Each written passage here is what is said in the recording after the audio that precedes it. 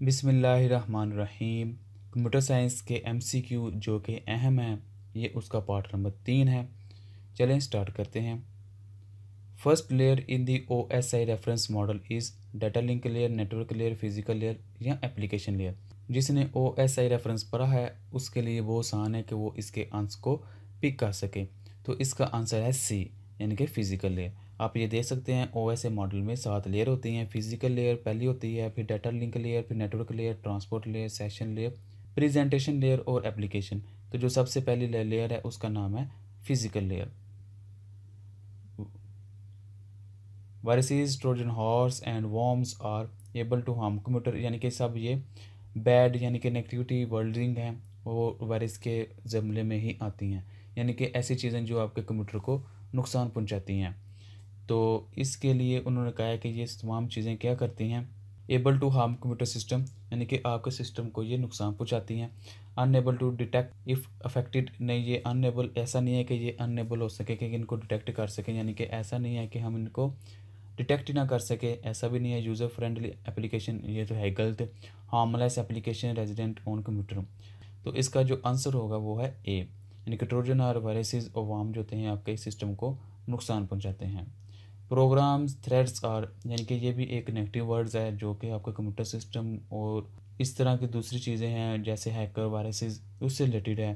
तो इसको हम कह सकते हैं थ्रेट जो है ट्रोजन हॉर्स को कहते हैं। ट्रोजन हॉर्स एक तरह का वायरस है या इस तरह का कह सकते हैं कि कंप्यूटर सिस्टम को नुकसान पहुंचाने वाला एक प्रोग्राम है। Failure of password security due to exposure can result from electronics monitoring visual both A and B. तो इसका आंसर है सी, यानी कि इलेक्ट्रॉनिक मॉनिटरिंग के ज़रिए भी आपका जो डाटा है और जो विजुअली भी आपको वो एक्सप्लोजर कर सकता है कि ये चीज़ें आप पासवर्ड जब भूल गए हैं या नहीं लग रहा तो उसके ज़मले में आते हैं।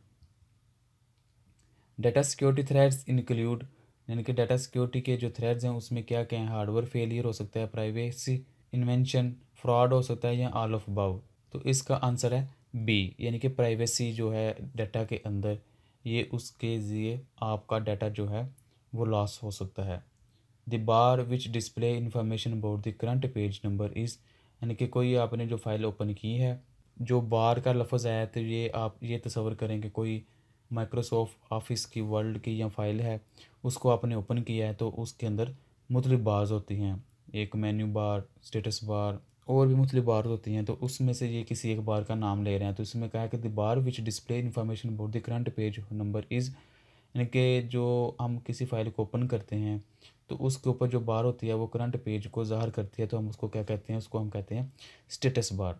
तो आप ये देख सकते हैं कि ये करंट पेज को जो शो कर रहा है ये लफ्ज़, तो उस बार को हम कहेंगे कि ये स्टेटस बता रहा है। नाम से इज़हार है कि ये स्टेटस बता रहा है पेज का, तो ये स्टेटस बार कहलाएगी। Graphical picture that represent an object like file, folder, etc or task bar, window bar, desktop icon, यानी कि जो ग्राफिकली पिक्चर होती है जो किसी चीज़ को ज़ाहिर करती है, हम उसको क्या कहते हैं, उसको हम आइकॉन्स कहते हैं।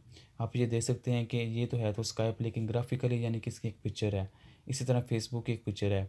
इसी तरह अगर हमारे कंप्यूटर के अंदर, माई कंप्यूटर के अंदर इस तरह का फोल्डर नज़र आए तो उसका मतलब है ये एक फ़ोल्डर है जिसके अंदर मुख्तलिफ फाइल्स भरी हुई हैं। तो हम इन छोटी छोटी जो पिक्चर्स होती हैं हम इनको कहते हैं कि ये आइकॉन्स हैं। जिस तरह ये लिंक्डइन का है और ये पिंटरेस्ट का है, ये स्काइप का है, ये फेसबुक का है।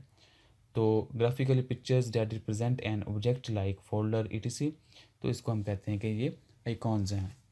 Who invented this super computer, super computer किसने इन्वाइट किया, PT Farnsworth, JR Winfield, JH Van Tassel, Charles गिन्सबर्ग्स।